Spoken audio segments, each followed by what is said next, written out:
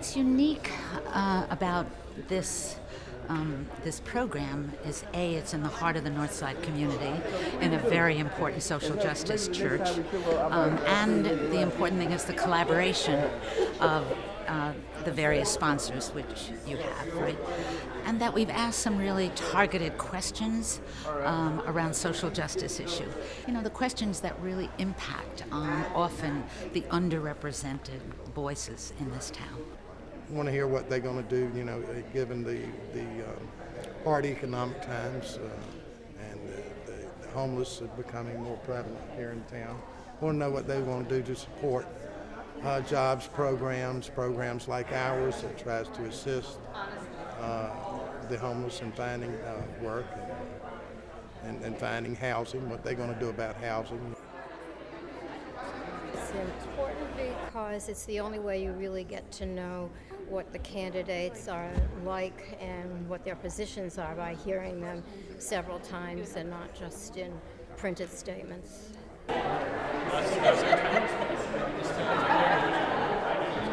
I am a greeter. I greet people as they come in. How are you tonight? Great. How are you? I'm fine. Thank you for asking. Just come out and volunteer. Do something for the community. He twisted my arm. I did. I twisted her arm, but not really. We need a positive dialogue of a conversation that will focus on the equality issue, the social justice, and equality for all of our day laborers, our workers at UNC, the town of Chapel Hill, and in general, be able to live in affordable houses, in a safe community. I would like to extend my availability and accessibility to speak with the constituents. And having that availability, I think, is key as we go into the next few years.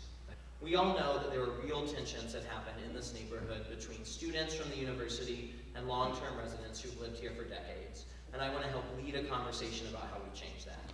We're, I think, uniquely poised to do that for the first time in our community. There's student institutions, and there's also support from within the town, and that's something that I want to lead and build as a coalition in this community. And that is in this country. That is completely and utterly unacceptable.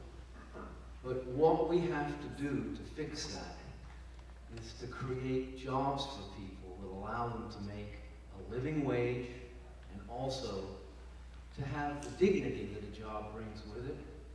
And we need to grow the commercial tax base here. We need to grow jobs here so that we aren't forcing the next generation to move away from this community and give them some good alternatives for a variety of jobs in this community. And say that one of the things I'm most concerned about right now is getting us through this budget year, and in fact setting up a new budget process that will be able to sustain the things that Jason described.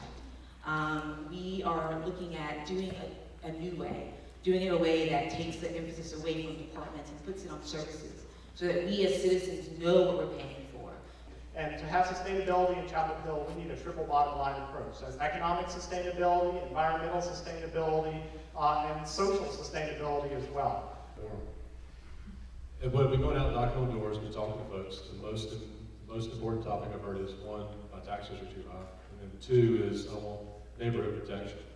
And we can balance that. These are really important, and in tough budget times, I think we have to realize that we'll have to cut some things, but what we should be cutting are library expansions and not feeding the poor or helping people get medical care that they need. Well, we live in a local government. If you don't support, if you don't vote, you can't complain.